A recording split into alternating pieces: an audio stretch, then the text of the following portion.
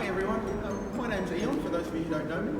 I'm one of the coaches here at the STBA, and we are just doing some very quick videos on basic sort of tips and techniques of badminton that we're hoping you might find a little bit useful.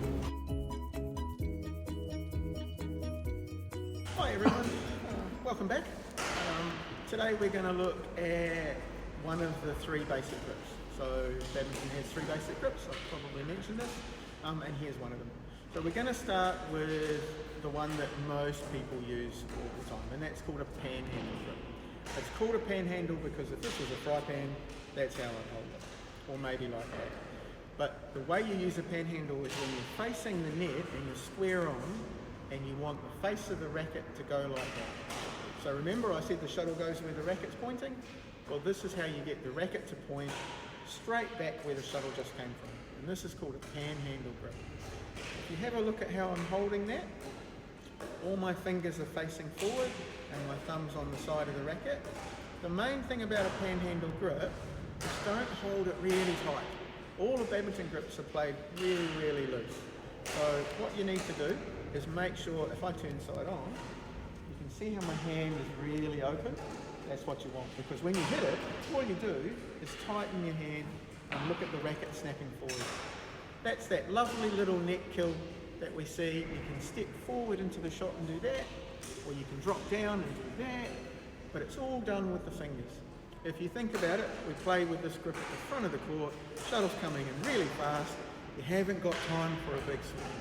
So you do little snapshots with the wrist, and that stops us from hitting that big one right out the back. There's nothing worse than getting that lovely sitter at the front of the court, taking a huge swing at it and watching it sail out the back of the court. So this little snappy motion is a panhandle grip. You can also do it up here like that. So it's a little bit versatile. The main thing is it's a grip that you play when you're square on facing the net. So we'll demonstrate that shortly. Okay, so now what we're doing, I'm just going to show you what a panhandle shot with the panhandle grip looks like. So hopefully I don't stuff this up.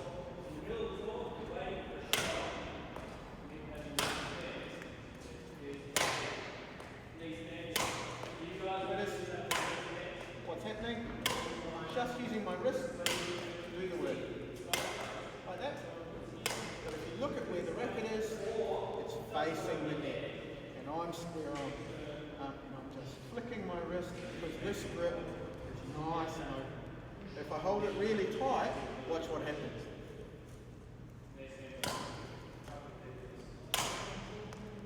Much different, isn't it? When I loosen it, look what happens. So relax. Best way to relax, enjoy yourself. So have some fun in your game, hold the racket nice and loose, bang, bang, bang. Now we're going to look at a different grip. So this grip is the backhand grip. So you use this grip when you're trying to hit a shot on, if you're right-handed, it would be on your left-hand side. So the difference with a backhand grip is that when you flip the racket up like that, the back of my hand is pointing upwards. That's why it's a backhand grip. Have a look at my thumb. It's underneath and it's pushing on the racket. That's really important. The thumb pushes.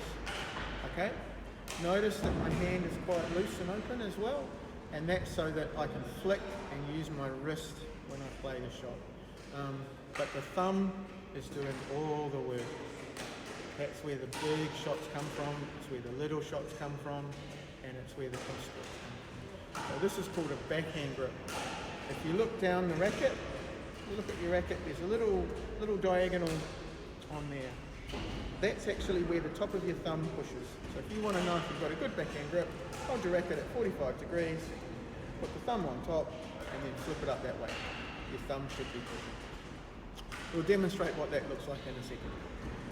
So Jack's going to demonstrate some backhand net rolls for us. So notice that flattens his racket right off so that it's horizontal, and his thumb is underneath, pushing on the shot. Really good. He's got lots of control over what's happening. Another shot we can play off the backhand, aside from a net roll like Jack was just doing, is a lift. So I'll show you what that looks like.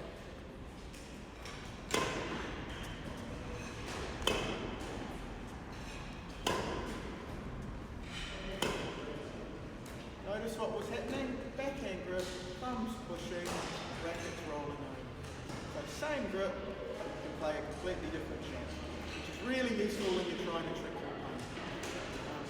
The other thing worth mentioning is you notice that both Jack and I were holding our rackets up to the top of the grip, because at the front of the court that lets us move the racket faster.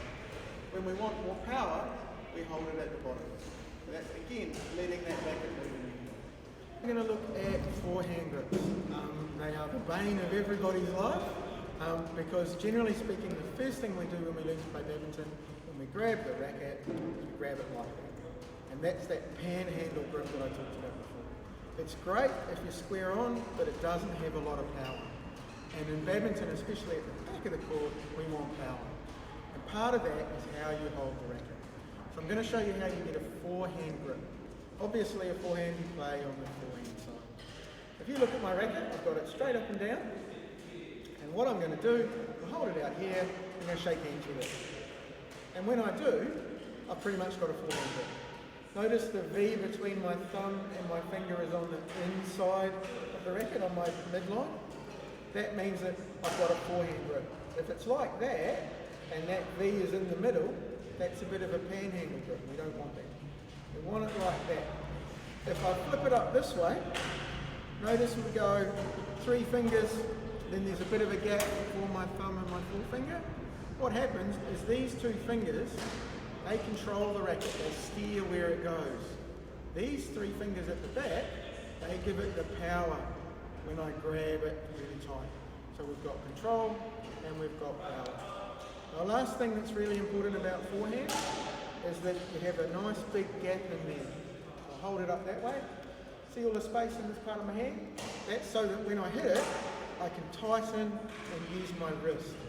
If I hold it like this, it becomes a big arm swing, and that's not what we want. We want to be using our wrist like that.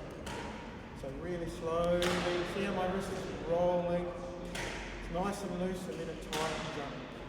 Forehands are hard, so don't anybody feel like you'll be able to just grab your racket and have a hit and it'll be perfect. It takes a bit of practice, but it's well worth it. And I'll show you why. So what we're going to do now is I'm going to hit some net rolls and then I'm going to hit some lifts. And hopefully you'll be able to notice that it looks the same when I play both shots, but I can get lots of power when I want to.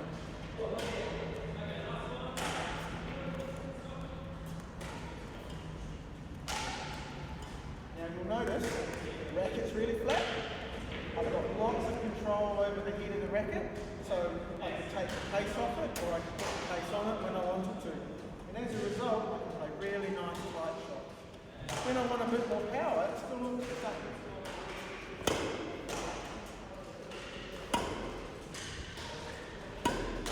So what's happening is my shuttle feeding machine is really good.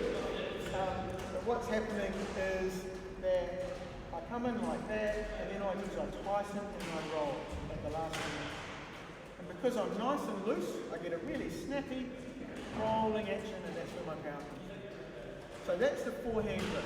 But fair warning, it's probably the hardest grip to get right, because we all want to let it turn in our hand.